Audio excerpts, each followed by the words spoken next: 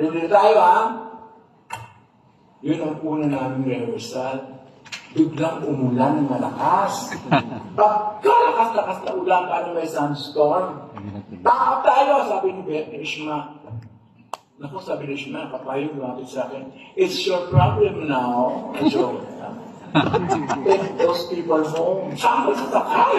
Saan ko sasakay? Nakakawang hindi ko mga yan. Diyos ko, nakakawa, patayin dito ng mga yan.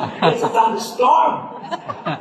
Ay, umuwi na sa lugar na, tinulungan ako ni Ate-Gal.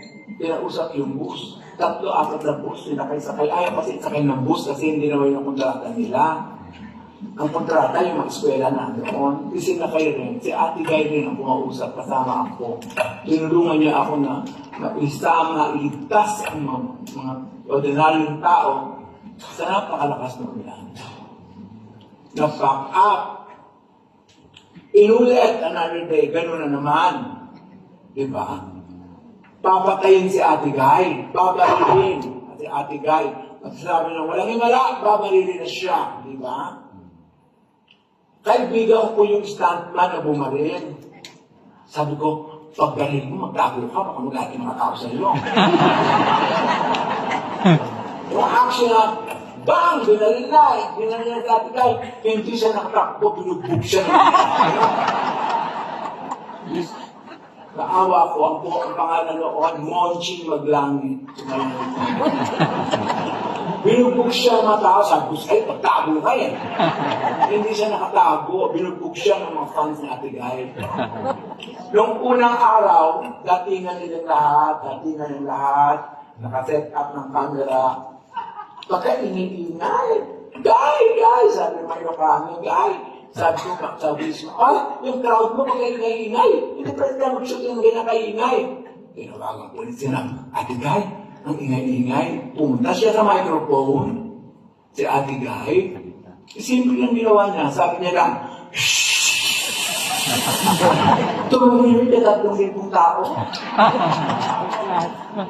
Ganong kalakas ang influensya ng isang.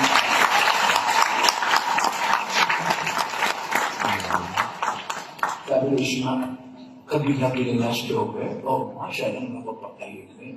Kaya nagsasalita siya, walang nakita niya tahimik ang mga tao. Ganong kalakas ang influensya ni Ate Guy sa isang ordinaryong tao.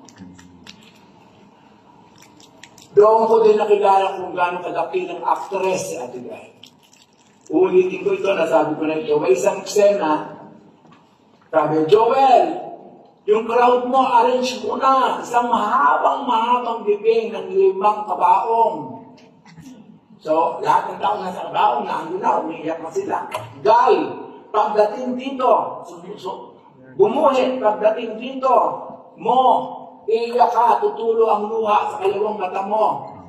Sus ko, paano yun? Hindi pwede take 2, kasi gabi na. Ready? Yung mga tao ko, hindi kayo iyak kaya. Sabi ko sa mga tao, iyakan na sila. Lumalakad ang crane, pagbaba ng crane. Pagbaba ng crane doon sa buhay nandun sa Ate Guy, pagdating doon, lumuha siya sa kaliwa nga. Doon ako naging noranyan. Nakakapakahuli siya.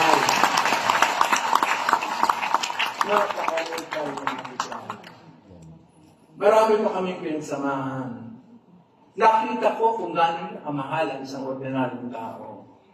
Nakita ko kung paano niya ina-atake ang isang karakter. Kung paano siya nagpe-prepare. Tinanong ko, paano ba natin ka nagpe-prepare? Isinasa loob ko, inalalagay ko sa damdamin ko, yung lahat ng ginagawa ko, yung pakikipag-ugnayan ko, isinasa puso ko. Kaya nagagawa ko, sabi niya. Wow, sabi ko, parang Stanislavski din yan, ginagawa mo, Ate Guy. Sino yun? Sabi niya. Hindi ko ba ipapaliwanag kasi mahaba. Sabi ko sa kanya. Pero tama yung ginagawa mo. Sabi ko, Ate Guy, bakit masyadong malapit ka sa mga tao? Kasi galing din ako sa ganyan eh. Naging gansing hirap din nila ako. At alam ko kung paano sila. Alam ko kung bakit nandiyan sila para kumita lang naman. Kaya malapit ako sa kanila. Maraming pagkakataon na nakita ko ang kadakilaan niya. Nung matanda na, may edad na siya, ginagawa ko yung sa drama presents Nora. Nagsusuto kami sa isang squatter. Matanda na siya. May sumigaw, Nora, laos ka na! Sabi, Diyos ko, nagulat ako.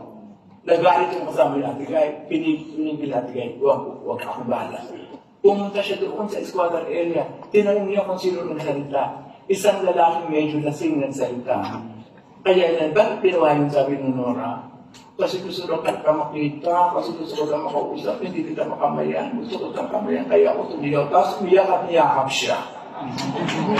Yun lang pala ang gusto. At natuloy ang aming dating dahil doon. Maraming pagkakataon pa. Ulitin ko sa Sidhi, nakakita siya na isang mamang masyadong malungkot na isalalim ng mangga. Nilapitan niya, direct si Papay, sabi niya. Sino si Papay na Sailor Man? Hindi, tatay ko, Papay ang tawag namin sa mga tatay. Lumapit siya. Sabi niya sa matanda, Tay, bakit ka malungkot? Sabi ng matanda, kasi namatay ang kalabaw ko, wala na akong kalabaw, wala na akong gagamitin pang sasaka. Tumahimik sandali sa Ate Guy.